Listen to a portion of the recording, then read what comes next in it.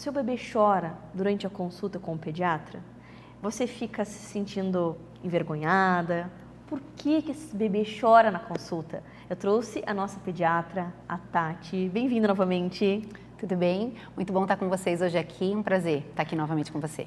Tati, conta um pouquinho para nós a respeito dessa situação. Você é médica, você trabalha com crianças, com os pais, e você deve notar que as mães ficam meio constrangidas com o bebê chorando, e os bebês devem chorar com você. Não foi só a minha filha, não, que chorou na consulta. A minha também chora. Então, por que isso acontece e como que você lida e também como a gente ajuda as mamães, eu como mãe também, a entender essa situação? Então, é bem importante lembrar que o choro é uma das primeiras linguagens de comunicação do bebê, uma das mais primitivas, e conforme a criança vai crescendo, ela vai se tornando verbal, fica um pouco mais fácil, ela consegue muitas vezes dizer para nós, né, por que está chorando. Mas quando eles são pequenininhos, a gente tem que lembrar daquelas questões mais importantes, assim, tá com muito sono, às vezes a criança, por exemplo, foi acordada para tirar a roupinha para examinar, né?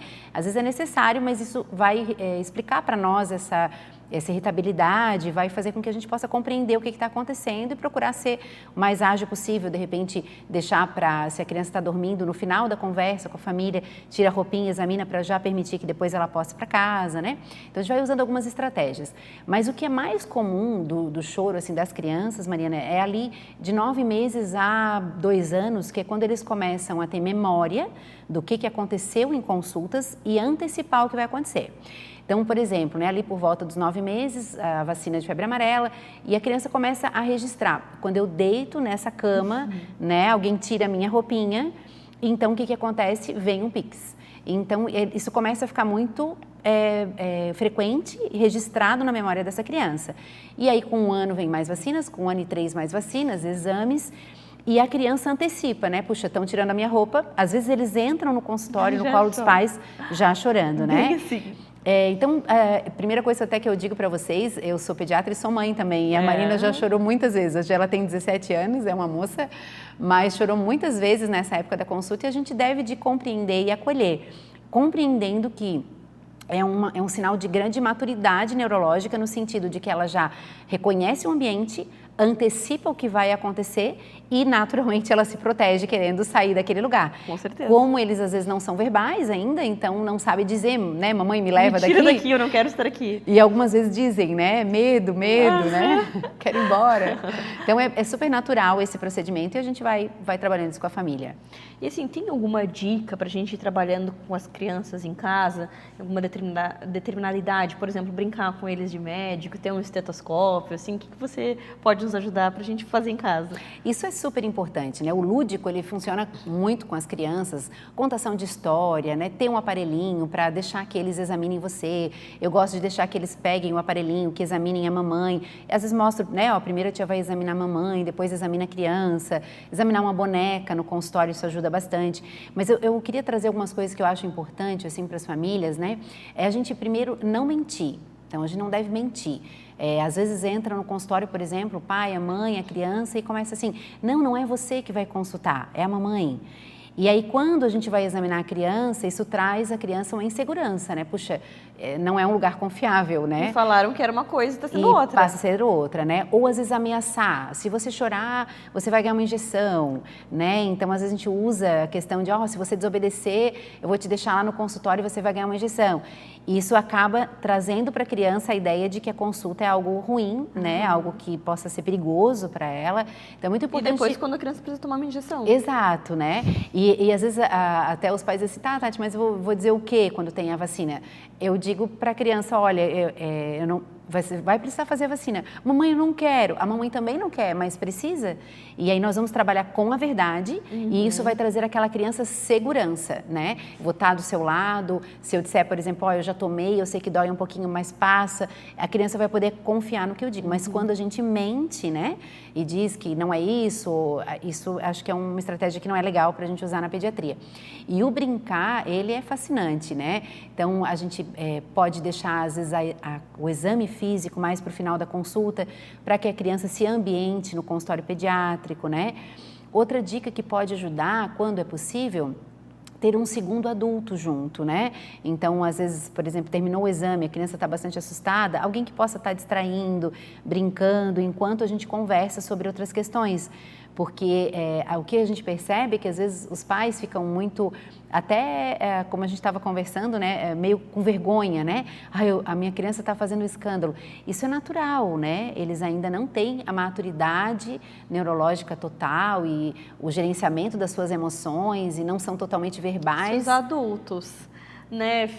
Não Uau. conseguem lidar com as emoções, o que a gente espera de um bebê? Exato, né? Então, se a gente colocar isso, trazer isso para uma realidade nossa, semelhante, sei lá, você vai fazer uma cirurgia, você está num dia de emprego novo, né? Já é tão difícil para nós o novo, a criança também tem as suas dificuldades. Então, acolher esse sentimento é muito importante. Preparar a criança para a consulta, né? Um dia antes, amanhã nós vamos lá na doutora Tati. Lembra e trazer memórias. Eu gosto muito de falar em memórias em família, em memórias com as crianças, porque a gente não é um instante, né? Nós somos feitos de uma história, de memórias. E criar essas novas memórias. Então, a partir do momento que a consulta já não foi tão difícil a última vez, lembra que você foi lá e que foi legal? Lembra do esteto da doutora Tati que tinha um sapinho, né? Então, a gente usa também no consultório o jaleco colorido, o estetoscópio de bichinho, essas coisas lúdicas ajudam bastante. Mas, assim, acalma o coração do papai, da mamãe, da vovó, de quem vai levar na consulta, porque a gente está acostumado, né, com o choro da criança, a gente sabe que isso vai acontecer, que não é por mal, não é falta de educação, é um momento realmente que a criança está se sentindo vulnerável. Eu acho isso muito importante, assim, porque as mães ficam se cobrando, ficam com vergonha. Ai, será que é só o meu filho que faz isso? Ai, desculpa, doutora. Gente, o bebê tá chorando, é o jeito que ele se comunica, Exato. sabe? Então, eu acho que a gente tem que suavizar, assim, não esperar tanto um comportamento de adulto num bebê. Exato. Isso pode ser, assim, transportado para várias áreas que a gente pode conversar até em outros programas também, a respeito, por exemplo, a introdução alimentar, né? Então, a gente espera que a criança vai comer um prato na primeira semana. Ele está aprendendo a comer, uma habilidade nova, né? Assim como ele, para andar, levou quase um ano. São habilidades, ele está aprendendo a se comunicar, ele está entendendo que uma pessoa tem um potencial risco de violar ele, de furar ele. Então, que natural essa criança se sentir, né, um pouco assustada. Exato. Que bom que ela faz isso. Exato. Que ela demonstra que ela tá com medo, que ela tá insegura, que ótimo. Pior se ela sentisse e ficasse ali trancada com as emoções, que bom que ela expressa, né, Tati? Exato. E às vezes alguém diz assim, nossa, doutora Tati, parece que eu não tenho um filho na minha casa, uma criança na minha casa, porque ele não chora, ele não reclama. E isso, inclusive, é uma frase de muito alerta. Quando a gente diz assim, parece que eu não tenho bebê em casa. Se você tem criança em casa, tem que parecer que tem uma criança em casa. É verdade. Né? A criança chora, a criança faz bagunça, a criança grita, a criança ri. Tem momentos de birra. Isso faz parte, né? É um procedimento, assim, uma evolução desse desenvolvimento dessa criança que é extremamente natural e a gente deve de acolher. Dizer, por exemplo, para um medo da criança, isso não é nada, tu não precisa ter medo. Quem somos nós para não validar um sentimento de medo? Né? Não sei do que tu tem medo, eu tenho os meus medos que talvez para você sejam bobos, mas né? Mas tem que respeitar. Mas, exato, porque é algo que nos afeta como indivíduo, então a gente precisa respeitar isso na criança também. Adorei esse assunto, amei. Eu acho que você que tá com o bebezinho, leva no pediatra e ele chora, agora você vai se sentir mais acolhida e ok, se ele chorar tá tudo bem, vamos praticar as dicas em casa, mas se mesmo assim ele chorar, tá tudo certo. Você tem um bebê em casa. Doutora, adorei. Até a próxima. Que bom que vocês possam encontrar as estratégias de vocês também para chegar nesse momento onde a consulta passe a ser muito gostosa, muito divertida para toda a família, né? E assim a gente vai construindo essas memórias no consultório. Você já ouviu falar naquelas crianças que têm mais de 5 dedinhos em uma mão ou em um pezinho? Hoje nós vamos falar sobre esse assunto com a nossa ortopedista. Bem-vinda novamente. Oi, Mari. Tudo bem? Tudo bom. Então, assim, me fala o nome dessa doença, se é comum, como que a gente trata, conta tudo para nós. Então, o fato da criança ter dedos a mais nas mãos ou nos pés, o nome médico para isso é polidactilia. Poli de vários e dáctilos de dedos, então por isso é polidactilia. E como você disse, a gente pode ter dedos a mais nas mãos ou nos pés, né? Nas mãos, a gente pode ter quando a gente olha na mão, eu posso ter um dedo a mais de polegar, eu posso ter dedo a mais nos raios centrais e eu posso ter dedo a mais no lado do mindinho, no quinto dedo, né? E a gente precisa, quando você tem uma criança que tem dedos a mais, você precisa avaliar se é só o dedo a mais ou se tem síndromes associadas. Porque, às vezes, isso é uma condição genética que pode ser hereditária ou não, né? Às vezes é um caso isolado que apareceu naquela família. Mas existem famílias que têm relatos de polidactilia. Então, o pai tem, o filho tem e assim por diante. Então, a gente já espera, né? Já é possível que aquela criança nasça com polidactilia. E a gente precisa saber se é só o dedo a mais ou se tem alguma outra síndrome escondida. É por isso que é importante a avaliação com um ortopedista pediátrico e com um pediatra, porque ele vai examinar a criança como um todo, porque às vezes pode ter alguma malformação que está escondida. Entendi. Né? A polidactilia, ela é mais comum nos negros, embora os brancos também, né, a coloração, as pessoas brancas também possam ter, mas a gente se preocupa exatamente com isso, né, de ser uma polidactilia isolada, que acontece mais comum nos negros, né? Ou então de ter alguma associação nos brancos, de alguma associação com síndromes. Tá, então a gente tem que ver se tem associação com síndrome, se é um dedo, só o dedo a mais ou se tem alguma outra doença, e a gente precisa saber que tipo de defeito que é. Se é só um dedo a mais, ou se tem osso, se é só pele, o que tipo de alteração? São várias formas de Entendi. apresentação.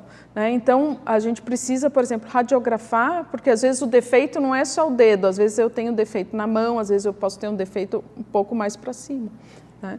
E dependendo do que a gente tiver de defeito, você vai indicar o tratamento cirúrgico ou não. No pé, é bem comum a gente indicar a excisão do dedo extranumerário, supranumerário, do dedo que é a mais. Né? Por quê? Porque o paciente não vai com dedos, imagine você com 6 dedos a mais no pé, você não vai conseguir calçar um sapato fechado. Né? Teria que comprar um número bem maior e aí fica todo... Não faz sentido, né? Não faz sentido.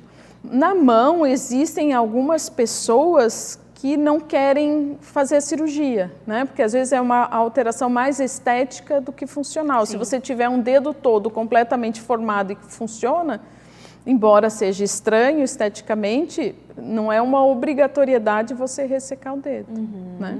Diferente daqueles dedos, não sei se você já viu aqueles dedos que parece que estão pendurados, que tem só uma pelezinha, a gente chama de pedunculado, né? Que está só uma pelezinha pendurada com uma bolinha de dedo, assim, um dedo mal formado. E esses dedos aí a gente tem que tirar, porque tem risco de necrose, de fazer um garrote, de fazer infecção. Olha só. Então, esses dedos a gente tem que tirar.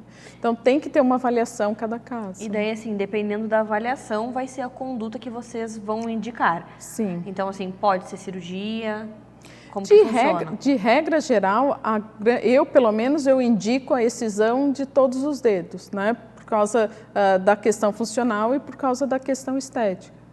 Não, mas que a gente vive um universo aí do bullying. Se então, um motivo desse tamanho já gera... não faz sentido, por mais que seja um dedo extranumerário funcional, não faz sentido você manter. Né? E normalmente a gente faz esse procedimento no centro cirúrgico, só que aí isso tudo a gente precisa planejar, porque se for só um dedo pendurado, é muito mais fácil, só que eu tenho que ter o cuidado de tirar o excesso de pele para ficar só aquela cicatriz pequenininha ali. Agora, se tiver osso a mais, tiver algumas outras alterações estruturais maiores, aí eu tenho que realmente fazer um planejamento da cirurgia para saber exatamente como e o que eu vou ressecar. Entendi. Então, assim, teria que cortar? Como seria assim quando tem osso? Quando tem osso, a gente... porque, mais uma vez, a natureza ela é variada, né? E essas Depende variações de têm vários casos. Então, a gente tem que fazer o raio-x, identificar, porque, às vezes, até o osso, ele começa 1 e vira 2. Então, às vezes, você tem que fazer uma osteotomia, que é serrar o osso para deixar aquele osso um só. Então, tudo vai depender do tipo de defeito, de alteração que o paciente apresenta. E existe uma idade indicada para fazer? Ah, é melhor a gente já fazer quando é bebê? Não, melhor esperar uma certa idade. Como que funciona, assim, essa indicação da idade ideal? Tudo depende da onde essa criança vai ser submetida ao tratamento cirúrgico. Se você tiver um centro cirúrgico, um anestesista qualificado para fazer esse tipo de procedimento, você pode fazer esse procedimento numa criança muito pequena, de meses, né? Tem lugares que não aceitam fazer procedimentos em crianças menores de 6 meses. Então, tudo depende da estrutura que você tem, mas você pode realmente fazer esses procedimentos em crianças bem pequenas. Mas pensando no fato de, esperei até um aninho, não vai piorar a situação? Crescer, o osso ficar Não, pior? Isso não piora, porque ele vai crescer na mesma proporção que os outros dedos, né? Então vai ter essa, a não ser aquele que é pendurado, né? Esse é bom tirar realmente logo. Mas se for um dedo bem formado, você pode aguardar e operar mais tarde, né? Entendi. Então é sempre importante a avaliação. Com certeza, uma criança que nasceu com um dedo a mais vai ser já avaliada por um pediatra. Sim, e já vai na sala do parto, e já encaminha para... E aí já vai ter um desfecho já... Ainda mais porque os pais, eles ficam bem agoniados com essa situação, né? Sim, então, às vezes, quando já tem na família, tudo bem, já se sabe, mas quando não teve nenhum caso, aí você vê um dedo a mais. E isso é uma outra coisa interessante. A gente tem um caso lá no hospital que é uma síndrome, inclusive, são 2 meninas que têm vários dedos nas mãos e nos pés, e o pai tem essa alteração. E o pai não quer que tire porque ele acha que é normal. Então, Nossa, tem o contrário também. Então, a gente tem que aprender a lidar com todas essas situações, né? Nossa, que situação, né? Doutora, obrigada por trazer esse assunto super importante, interessante para nós. Se você ficou com alguma dúvida, manda mensagem que a doutora Cíntia, nossa ortopedista, responde. E até a próxima. Até a próxima. Obrigada, Mari. Você sabe quando levar o seu filho ao dentista? Quando que deve acontecer a primeira consulta odontológica da criança? Óbvio que a doutora Mônica veio aqui nos ajudar a entender um pouquinho mais sobre esse assunto. Bem-vinda novamente. Obrigada. Vamos lá, então. Vamos lá, me conta. Quando que a mãe e o pai têm que levar a criança pela primeira vez no dentista? Durante a gestação. Na barriga. Na barriga, essa é a primeira consulta. Fazendo uma consulta pré-natal, ela já vai ter todas as orientações do que ela deve ou não fazer. A respeito da chupeta, a respeito da amamentação, da pega no peito, a respeito da mamadeira, todas essas coisas. Nessa consulta a gente vai desmistificar muitas vezes aquilo que já vem arraigado nas pessoas dos antepassados. Então, a gente precisa romper algumas barreiras. Então, às vezes, não é uma consulta muito fácil, mas a gente, né? Feito o pré-natal odontológico, Mari, e for tudo bem na gestação, a criança está mamando, que é uma coisa assim que a gente mais estimula, a amamentação, porque a amamentação ela vai desenvolver o bebê no todo, músculos, alimentação, contato com a mãe, afeto. Então, a amamentação, nós odontopediatras, a gente julga assim, amamentou até os 6 meses, tá tudo ok. Tá amamentando legal, é um sinal de que os freios estão bem, freio da língua, freio labial, a criança está sendo bem alimentada. E a gente preza muito, gente, pelo aleitamento materno exclusivo até os 6 meses. Ou seja, às vezes chegam os avós, vamos dar um chazinho, vamos dar uma aguinha. Não. O aleitamento materno, ele supre todas as necessidades do bebê. De carinho, de afeto, de alimentação. Então, já entrando num outro assunto, você pode levar quando começarem a nascer os dentes. Nesse momento da consulta, vai ser provavelmente o primeiro contato com o dentista. Então, cada dentista tem uma abordagem com a criança. O importante é que o dentista já entrou nesse contexto familiar, já mudou os hábitos dos pais e agora que os dentes nasceram, nós vamos orientar, nesse momento, como cuidar desses dentes. Porque o objetivo é essa criança ser cárie zero. Nós, da nossa geração, eu, geração dos 40, 50, a gente é a geração dos obturados. A gente teve cárie de infância e a gente restaurou. Os nossos pais são da geração dos implantados. Fizeram implantes, e os bisavós são a geração dos edentados. Então, olha a diferença. O que servia lá para a vovó não serve hoje para os nossos filhos. Então, são os paradoxos que a gente tem que mudar. Quando nasce o primeiro dentinho, vamos lá, eu não sei se dá para ver aqui, mas os superiores estão todos dentro da gengivinha e nasceu o primeiro dentinho. O que eu aconselho? Escovação, começa uma vez por dia, até chegar nas 3 vezes por dia, que é o ideal. Quando acorda, depois do almoço e impreterivelmente antes de dormir. Eu aconselho fazer essa posição assim, o pai senta aqui, a mãe senta assim e com as pernas encostadas um no outro, coloca a criança deitadinha e começa a escovação. Contato com o pai, contato com a mãe, uma posição confortável. E assim, essa criança que vai ser cuidada dessa maneira desde o pré-natal, eu me comprometo com esses pais, eu me comprometo com essa criança, ela não vai ter cárie. A maior realização profissional minha hoje é quando eu recebo as crianças que eu atendi lá no passado, hoje elas estão trazendo seus filhos. E elas nunca tiveram cárie, elas querem o mesmo. Não tem preço, né, Mari? Não. Tu vê o seu filho com 15 anos sorrindo com aquele sorrisão que nunca foi restaurado. Gente... É um sorriso saudável. Sorriso saudável, sorriso bonito. Tudo isso vai depender, isso é responsabilidade dos pais. Sem dúvida. Né? É claro, o dentista é o coadjuvante de tudo isso, mas são os pais que fazem com que isso aconteça. O dentista não está no dia a dia, né? O dentista não está no dia a dia. O dentista tem a obrigação de orientar, né, Mari? Então, vamos lá. Gente, essa dedeira aqui, ó, que muitas mães usam e acham práticas, ela não serve para escovação, tá bom? Essa dedeira aqui é para fazer uma massagenzinha na gengiva quando o bebê ainda não tem dente. Entendi. Certo? Aí você vai escolher uma escovinha adequada. Seria uma escovinha mais ou menos assim, ó.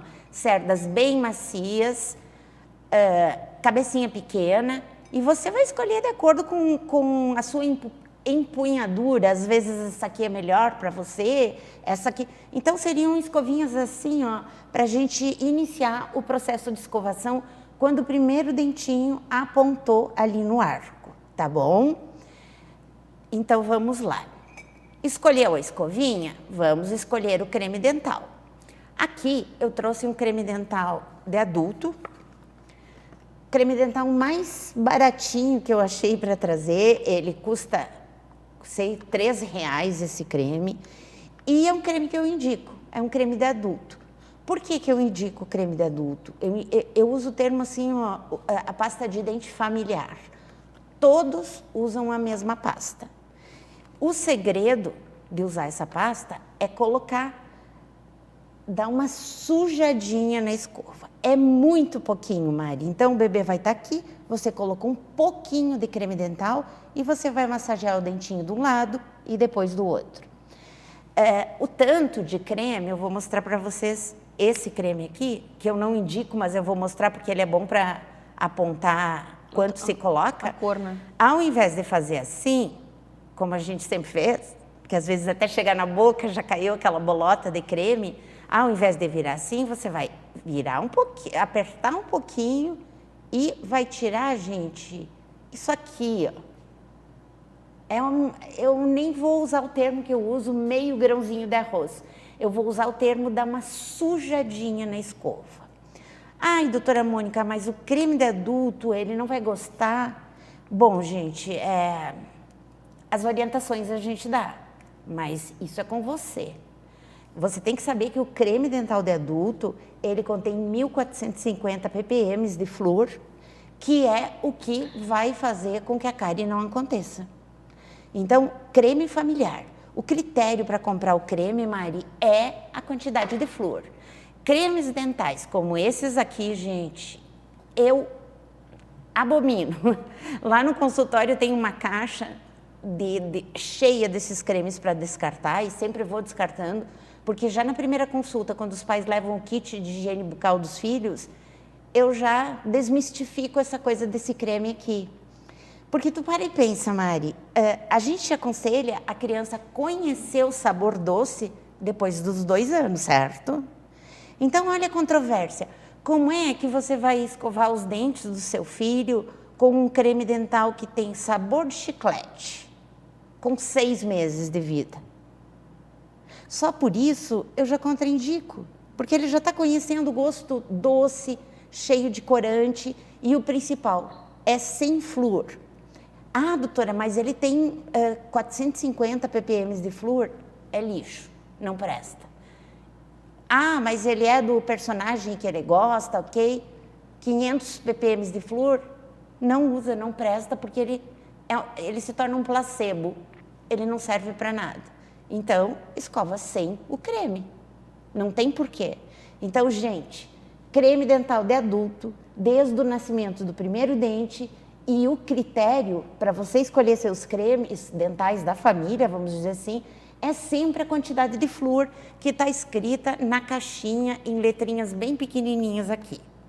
Então, quando você for comprar o seu creme, você escolhe um e depois continua comprando sempre aquele, para não ficar lá no mercado, né, olhando as letrinhas. Compra um creme baratinho, porque o creme ele é um coadjuvante.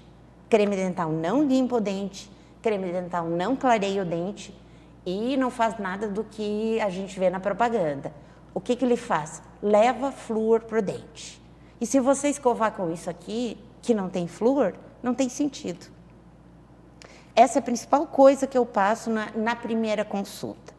E os pais ficam, mas como? Mas todo mundo, ok, todo mundo usa, mas não está certo. Aí depois, quando tu recebe uma criança já com 2 anos, com toda a dentição completa, cheia de cáries, e tu olha assim, na hora eu já penso, essa criança está usando creme dental infantil. Aí eu olho, realmente, ele não protegeu, ele foi só um placebo. Então, ok? Querida, adorei. Quanta informação legal. Eu espero que você também tenha gostado. Se ficar com alguma dúvida, manda mensagem. Esse assunto foi um assunto realmente maravilhoso sobre a primeira consulta odontológica. Até a próxima. Até a próxima. Obrigada. Toda mamãe já ouviu falar nas curvas.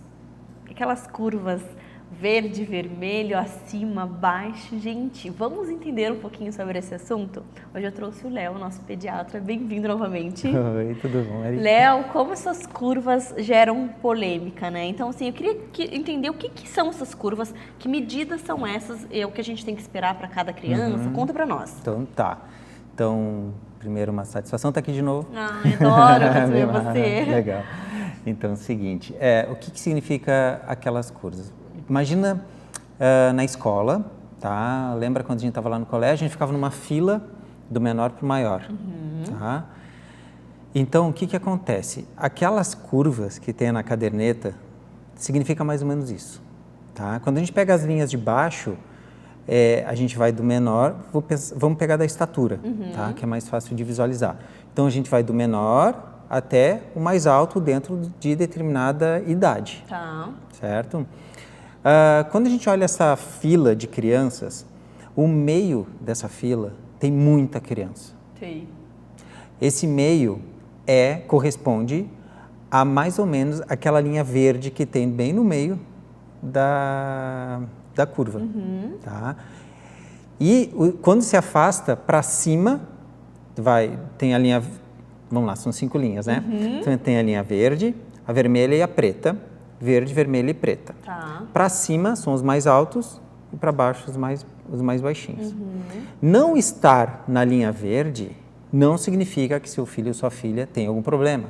seja de peso. A gente sempre quer estar na linha, né? Sempre quer estar na linha. na Não linha. quer estar nem acima e nem abaixo. A gente quer uma criança na linha, só que, poxa, às vezes não acontece. E aí? Por causa dessa distribuição, porque isso tem muita coisa influencia, principalmente a genética, tá? A gente não vai querer... A gente tem, vamos dar um exemplo, uma mãe que tem 1,52 m, o pai tem 1,68 m, tu não vai querer ter uma criança que esteja na linha verde. Porque foge, entendeu? Já é mais baixinho, né? Já é uma família mais baixinha e tal. Né? Outra coisa que influencia também, tipo, se nasceu prematuro, se nasceu com baixo peso, mesmo tendo sido no tempo certinho, tá? E só, o que é mais importante, eu sempre falo assim, ó, olhem as curvas, mas vamos brincar de que a gente é daltônico. Esquece as cores. Porque o mais importante é a harmonia com que, no passar dos meses e dos anos, a criança vai ganhando peso, vai crescendo. Entendi.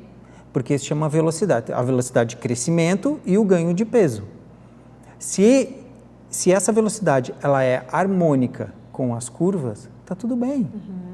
Porque tem muita coisa que vai ser... a grande maioria é decorrente da genética. Sim. E de alguns fatores do nascimento. Claro, existem condições endocrinológicas, né, que são encaminhadas, de baixa estatura, por exemplo, Sim. ou de alta estatura. Porque nem sempre está alto, muitas vezes, né, pega um filho alto dessa família que o pai e a mãe são baixinhos, Daí não era o esperado, né? a gente daí tem avaliações que podem ser feitas. Mas isso o médico que vai dizer. Porque mesmo quando o médico fala assim, não, tá tudo bem, mesmo estando um pouquinho abaixo, a gente não acredita.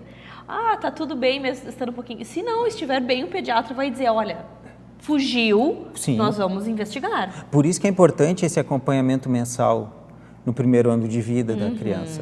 Porque e outra, não é só isso, né? A gente também avalia nesse primeiro ano de vida, assim, como é que está o desenvolvimento, que a gente fala neuropsicomotor da criança. Sem dúvida. Né? E se a criança tem algum problema de saúde, esse desenvolvimento também pode estar afetado, com algum certeza. atraso nesse desenvolvimento, tá? E assim, às vezes a gente tem, no gráfico a criança está na linha verde, daqui a pouco começa a cair ou a subir. E aí a gente, enfim, é um sinal de alerta. Mas muitas vezes não naquele momento a gente vai tomar uma conduta, a gente vai aguardar a próxima avaliação. Para ver como é que vai, né, como é que vai ser esse desfecho. Isso. Agora eu vou dar um exemplo assim, ó. Vamos supor que uma criança nasceu pequenininha e ela vem crescendo em cima da linha vermelha. Crescendo em estatura e ganho de peso. Aí, de repente, a estatura se mantém em cima da linha vermelha, mas o peso começa a se aproximar da linha verde. Tipo assim, nossa, tá ficando verde. Sim, mas tá ficando obesa. Entendeu? Então, por isso que a leitura, ela é uma leitura dinâmica, porque a gente tem que ver como é que é o passado, como é que é essa evolução, é do momento atual e é familiar também, de todo o contexto em que a criança está envolvida, desde o nascimento até quem são os pais dessa criança, qual é a alimentação dessa criança. Tudo isso está envolvido. Da ansiedade dá, porque a gente quer de fato, todo mundo diz, mas não está na linha. A gente quer sempre na linha. Mas olha só, vamos fazer a linha dele. Né? Então, claro que, repito aqui de novo, isso é uma avaliação que a gente faz, certo? Vamos supor, então eu vou pesar e medir meu filho em casa, eu sei fazer isso e vai, sabe? Não é por aí, né? Eu sei que ninguém faz isso, eu espero que ninguém faça isso mais. Mas a questão é que essa avaliação ela tem que ser feita pela gente, até para saber quando que vai intervir. Sim, porque... quando que ela acima, por exemplo, no peso, ela está muito acima do peso, então assim, para ela estar muito acima do peso, será que a alimentação está ok? Sim. Será que não está comendo muito açúcar? Ou será que não tem alguma doença envolvendo ali? Perfeito, Né? Então, isso aí. só o médico que pode ver isso. A gente acha fofinho, bonitinho, gordinho, mas às vezes não tá ok. Pensando só às vezes em criança que mamam só no peito, e mesmo assim, quando tá...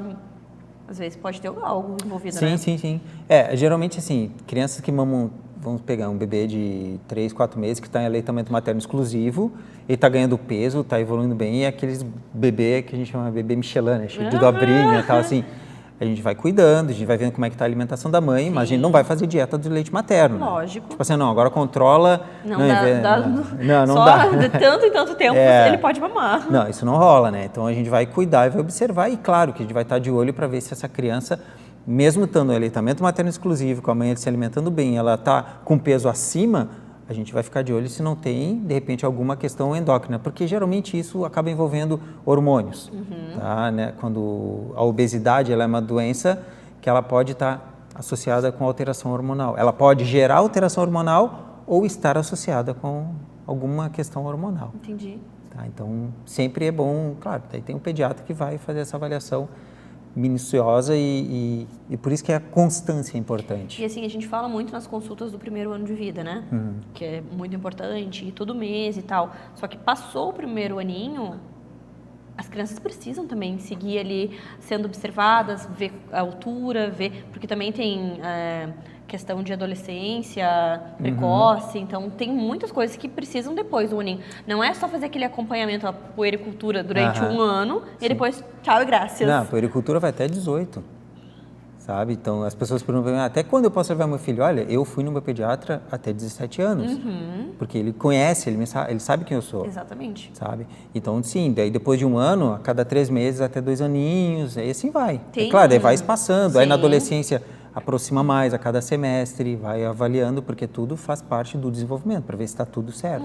Até porque a alimentação influencia muito.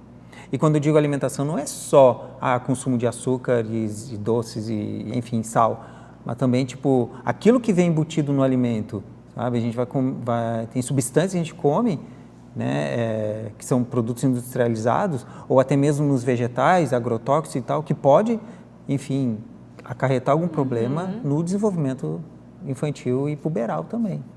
Léo, obrigada por Valeu. dividir tanto conhecimento conosco. Obrigado. Eu espero que você tenha entendido um pouco mais sobre as curvas, que você fique tranquila, mas sempre de olho, sempre acompanhando com um pediatra do seu filho. Até a próxima! Até mais. Obrigado. Agora nós vamos falar sobre colesterol alto na infância. Como assim criança com colesterol alto? É verdade. Tem sim, a nossa cardiologista vai nos ajudar a entender um pouquinho sobre esse assunto e sobre o quanto isso tem a ver com o coração. Né, Lu? Oi, isso. Boa tarde. Bem-vinda novamente. Obrigada, Mari. Então, me fala um pouquinho sobre esse assunto. Achei bem interessante, até porque é algo que eu vivencio. A minha filha tem colesterol alto e ela tem apenas 3 anos, se alimenta super bem. E aí? Isso. E aí, né? Então, a dislipidemia na infância, que é quando a gente tem alteração de colesterol, triglicerídeos e etc, é um assunto bem delicado, assim, né? E a gente percebeu isso muito mais na pandemia. Assim, quando as crianças estavam começando a voltar às consultas e tal, e a gente pediu o perfil lipídico, né? E muita criança com perfil lipídico alterado e os pais nem imaginam, né? Então, como que funciona isso, assim? Existem os fatores de risco para o desenvolvimento da dislipidemia, tá? E entre eles, assim, a gente tem o comer mal e o sedentarismo e o não praticar atividade física, e esse é a imensa maioria, né?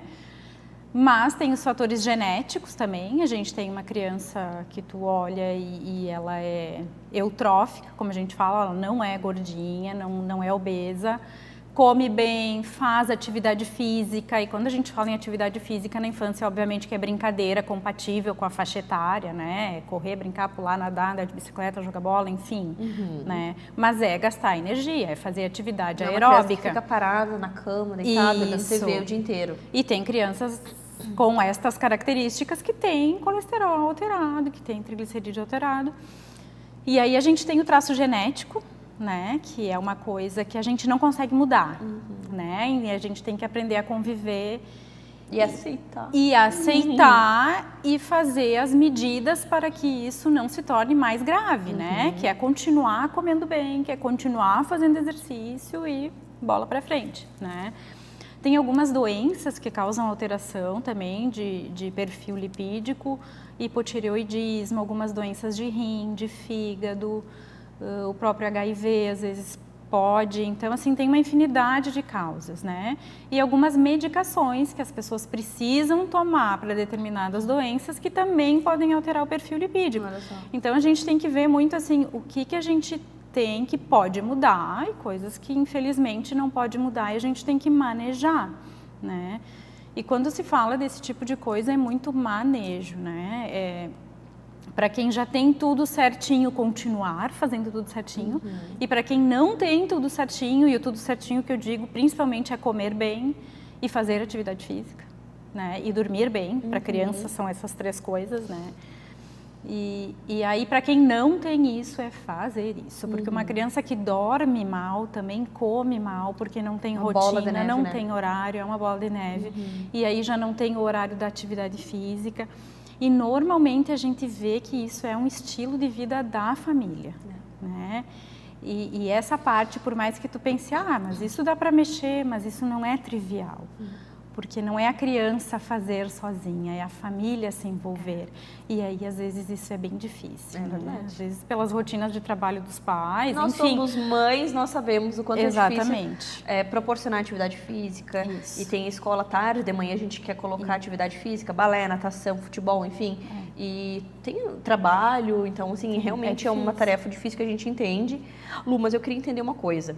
A criança que tem um colesterol alto, isso com o coração, porque a gente sabe da questão de infarto lá na frente e tudo mais. Então, isso é longo prazo, né? Vai juntando gordurinha dentro das artérias coronárias e daqui a pouco é uma criança que tem uma dislipidemia, sei lá eu, desde os 5 anos, é gordinho, come mal, não trata, com 30 anos infarta.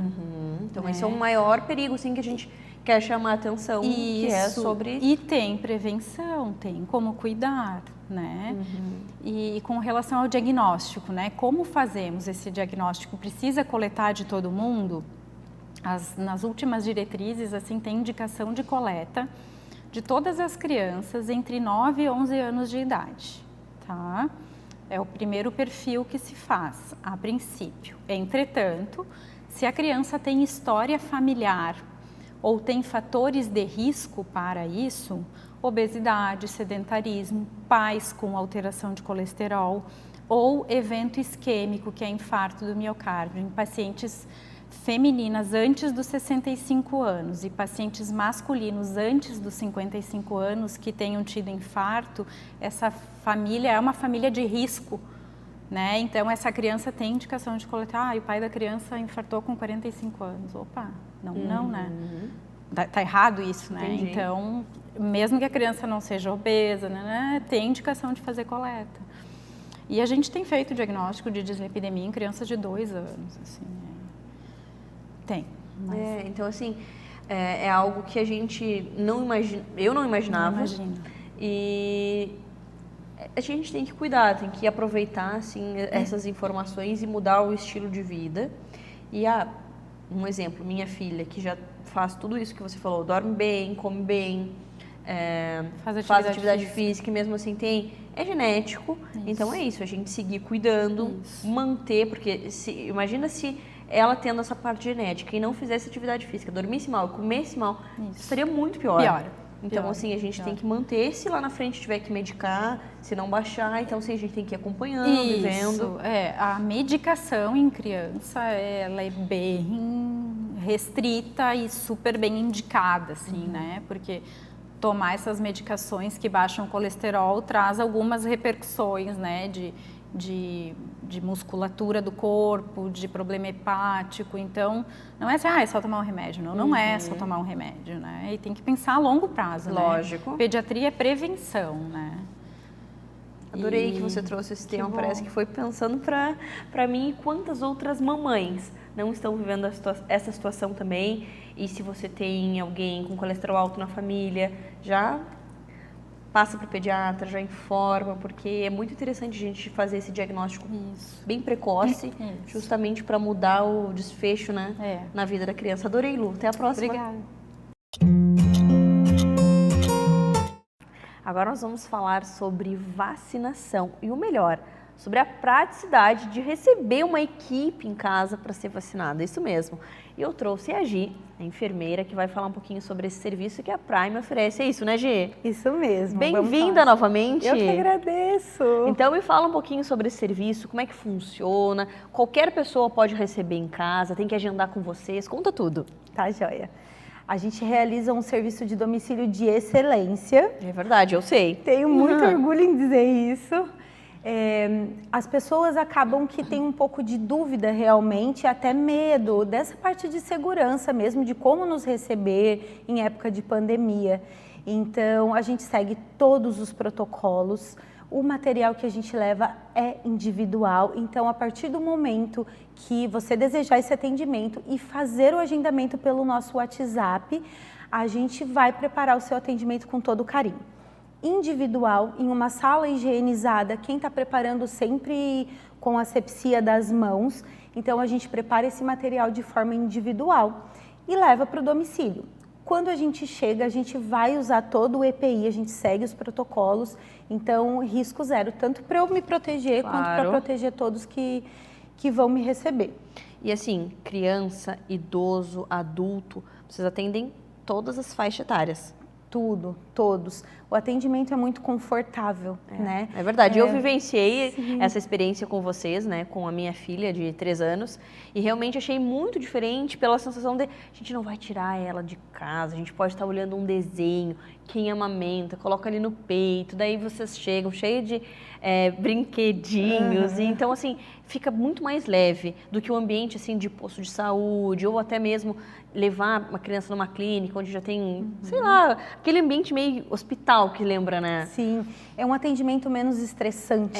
É o conforto do lar, é onde a criança se sente segura, onde o idoso se sente seguro, não precisa dessa locomoção. Então, com certeza, é uma vacinação menos estressante. É verdade. Hoje, e daí assim, a gente tem acesso ao site de vocês, Instagram, WhatsApp, tudo ali para fazer esse agendamento. Tendo vontade de entender como funciona, realizar um agendamento, qualquer rede social que a gente tiver, pode entrar em contato, a gente vai passar esse número que é exclusivo de agendamento, vai explicar, você vai agendar o seu dia e horário melhor para nos receber. Que bacana. Quando a gente se desloca até lá, eu acho bem importante falar também da segurança que a gente armazena essas vacinas. Ah, isso é legal. Então, com tudo preparado, tudo higienizado, a gente vai se deslocar até o seu domicílio. Para esse deslocamento, a nossa conservação das vacinas é de rigoroso controle, a gente faz o tempo todo essa aferição de temperatura. Que legal. Então é muito seguro, é muito seguro. A gente gosta até de chegar e realmente mostrar, olha, tá na temperatura ideal, pode ficar tranquilo e vamos lá. Porque a gente sabe que quando a gente vai até o local para receber a vacina, estão na geladeirinha, elas precisam de uma temperatura exata. Então vocês transportam elas nessa mesma temperatura, com toda a segurança. Exatamente, nessa mesma temperatura, sem risco de alteração. A gente vai fazendo todo o controle durante o trajeto que a gente tem para fazer até você. Que bacana, Gi. E daí, assim, sobre horários, como é que funciona? A gente sempre espera o cliente dizer para a gente qual é o melhor horário que ele gostaria de ser atendido, né? Geralmente, mães de bebês preferem o período da manhã, por conta de esperarem alguma reaçãozinha e terem esse contato conosco, que a gente não para por ali, né? A gente continua nessa assessoria de perguntar se está tudo bem, de acompanhar e se tiver dúvida, correr ali para conseguir falar conosco. Nossas unidades estão abertas todos os dias, das 8 da manhã às 20 da noite. Que bacana, Gi. Muito obrigada por dividir conosco tanto conteúdo, por nos falar um pouquinho sobre o trabalho de vocês. Eu acho extremamente importante a gente falar sobre essa parte da vacinação em domicílio, porque para mim foi uma experiência maravilhosa e eu tenho certeza que quem tem crianças e idosos em casa vão ter assim, uma outra visão sobre a vacinação. É muito mais confortável, é show. Gi, adorei e até o próximo encontro. Obrigada, até a próxima.